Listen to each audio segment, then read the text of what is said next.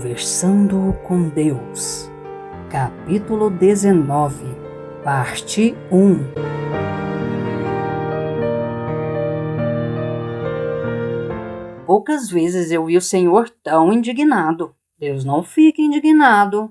Isso prova que o Senhor não é Deus. Deus é e pode ser tudo. Não há coisa alguma que não seja. E tudo que Ele experimenta de si mesmo, experimenta em, como e por meio de você. É a sua indignação que você está sentindo. O Senhor está certo, porque concordo com tudo que disse. Eu sei que todo pensamento que lhe transmito, você recebe através do filtro de sua experiência, sua verdade, seu discernimento, suas decisões e suas escolhas, e declarações sobre quem é e quem escolhe ser. Não há outro modo de recebê-los. Não deveria ser de outra maneira.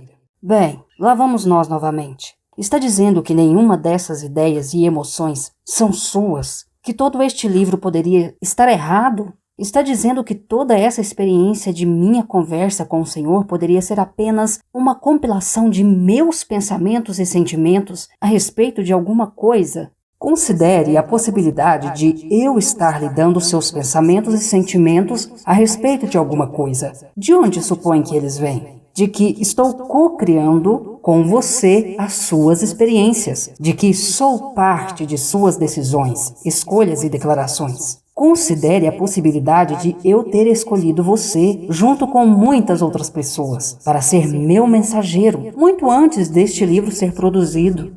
É difícil acreditar nisso. Sim, nós tratamos detalhadamente desse assunto no livro 1. Contudo, eu falarei para este mundo, dentre outros modos, por intermédio de meus mestres e mensageiros. E neste livro direi a vocês que seus sistemas econômicos, políticos, sociais e religiosos são primitivos. Eu observo que quase todos vocês são arrogantes e acham que são os melhores. Vejo-os resistindo a qualquer mudança ou melhoria que tire qualquer coisa de vocês. Não importa quem isso poderia ajudar. Eu repito que o seu planeta precisa de uma grande mudança na consciência de vocês, de um novo respeito por toda a vida e de uma compreensão mais profunda da relação que há entre todas as coisas. Bem, o Senhor é Deus. Se não quer que as coisas sejam como são, por que não as muda? Como eu já lhe expliquei, desde o início minha decisão foi dar-lhe liberdade para criar a sua vida. E, portanto, o seu eu, como deseja que seja. Você não poderá conhecer o seu eu como criador se eu lhe disser o que e como criar, e depois exigir ou fizer com que crie isso. Se eu agir assim, meu objetivo estará perdido. Mas agora vamos observar o que foi criado em seu planeta e ver se isso não o deixa um pouco indignado. Vamos olhar para apenas 4 páginas de um de seus maiores jornais diários em um dia típico. Pegue o jornal de hoje. Está bem. Hoje é sábado, 9 de abril de 1994, e eu estou olhando para San Francisco Chronicle. Ótimo, abro em qualquer página. Sim. Abri na página A7. O que vê aí? A manchete é: Países em desenvolvimento discutem os direitos dos trabalhadores. Ótimo, continue.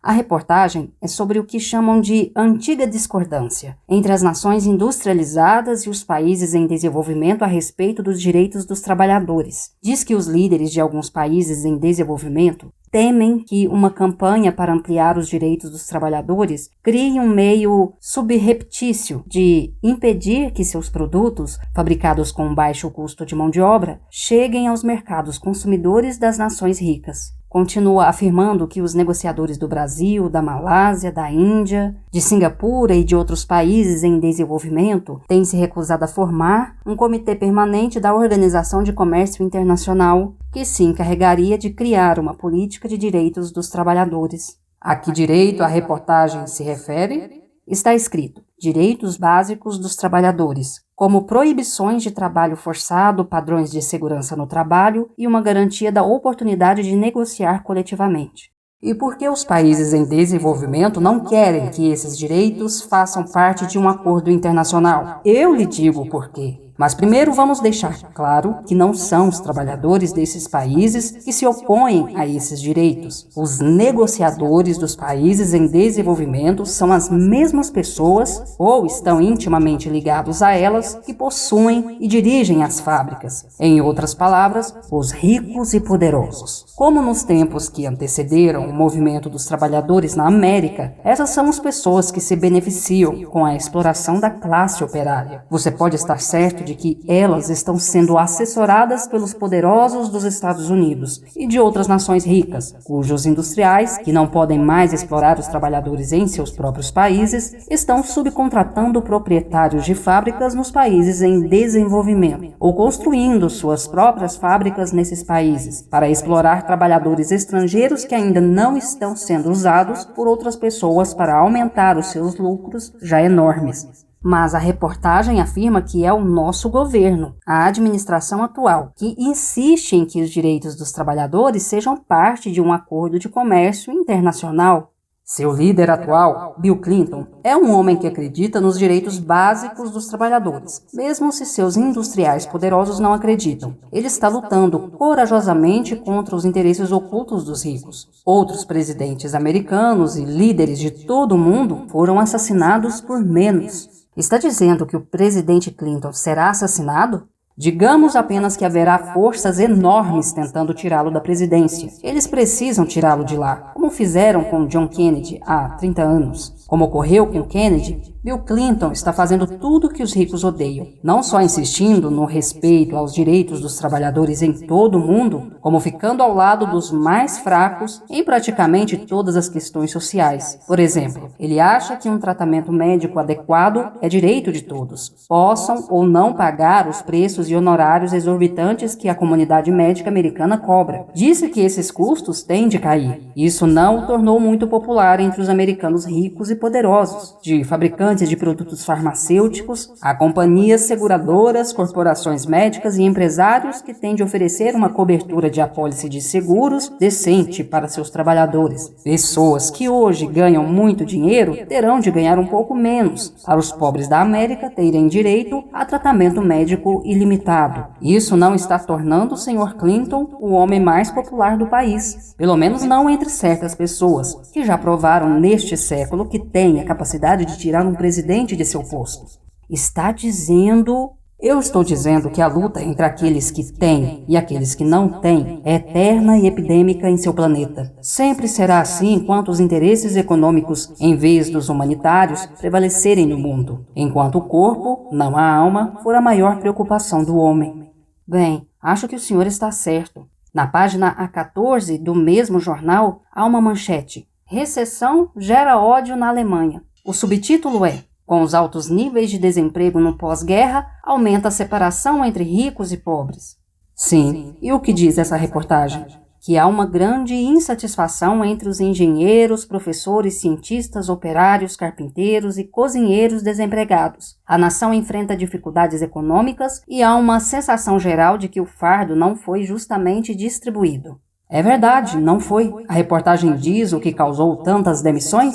Sim, diz que os desempregados são trabalhadores cujos patrões se mudaram para países onde a mão de obra é mais barata. Aham! Eu gostaria de saber se muitas pessoas que leram o seu San Francisco Chronicle hoje viram a conexão entre as reportagens das páginas A7 e A14.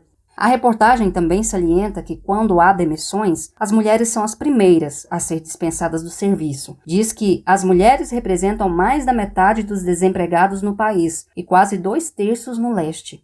É claro. Bem, eu continuo a afirmar, apesar do fato de que a maioria de vocês não quer ver ou admitir, que seu mecanismo socioeconômico discrimina sistematicamente classe de pessoas. Vocês não estão fornecendo oportunidades iguais, embora digam que estão. Precisam acreditar em sua mentira sobre isso, mas para se sentirem bem em relação a si mesmos. Em geral, se ressentem de quem lhes mostra a verdade e negam todas as evidências que lhes são apresentadas. A sua é uma sociedade de avestruzes. Bem, o que mais há no jornal de hoje?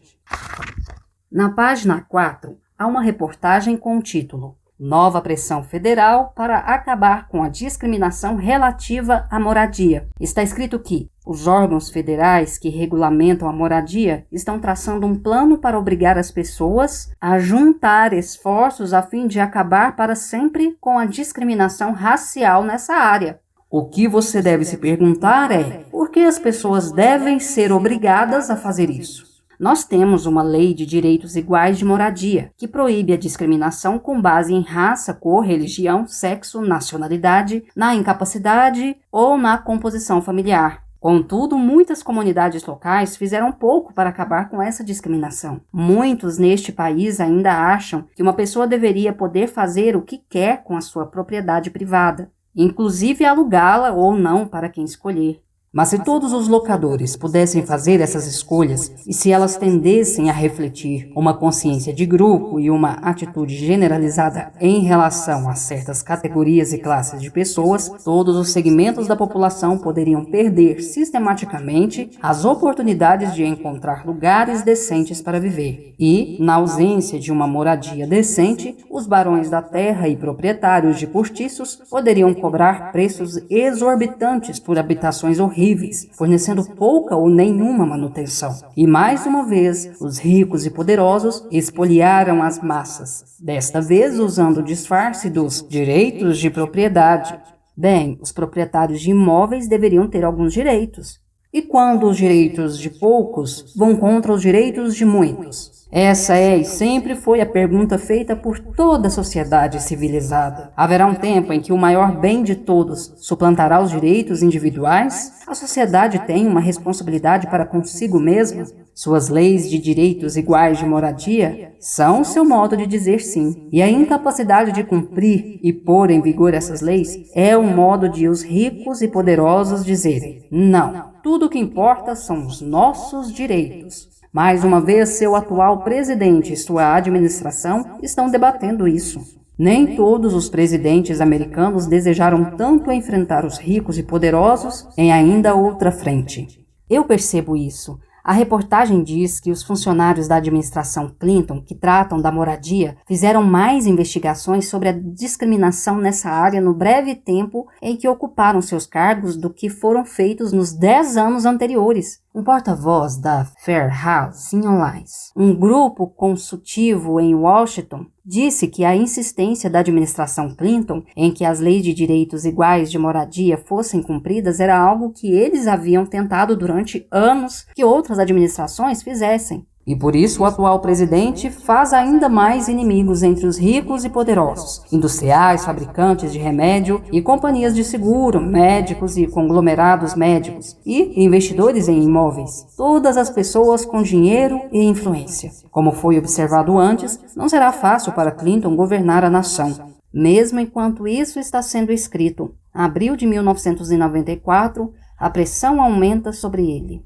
Sua edição do jornal de 9 de abril lhe diz mais alguma coisa sobre a raça humana? Bem, voltando à página A14, há uma foto de um líder político russo brandindo seus punhos. Debaixo dela há uma reportagem com o título Zhirinovsky agride colegas no parlamento. A reportagem observa que Vladimir Zhirinovsky se meteu em outra briga ontem, esmurrando um oponente político e gritando em seu rosto: "Eu vou fazê-lo apodrecer na cadeia! Vou arrancar a sua barba fio por fio!" E você se pergunta por que as nações entram em guerra. Eis aí um líder de um grande movimento político. E nos salões do parlamento ele tem de provar a sua masculinidade agredindo seu oponente. A sua é uma raça muito primitiva, em que a força é tudo que vocês compreendem. Não existe uma verdadeira lei em seu planeta. A verdadeira lei é a lei natural, que não pode e nem precisa ser explicada ou ensinada. É observável. A verdadeira lei é aquela pela qual as pessoas aceitam voluntariamente ser governadas, porque são governadas por ela naturalmente. Por isso, sua aceitação não é tanto uma concordância, mas sim um reconhecimento mútuo de que é assim. Essas leis não precisam ser impostas. Já o foram por meio do simples expediente da consequência inegável. Deixe-me dar-lhe um exemplo. Os seres muito evoluídos não batem as cabeças uns dos outros com um martelo, porque sabem que isso dói. Não o fazem com ninguém, pelo mesmo motivo.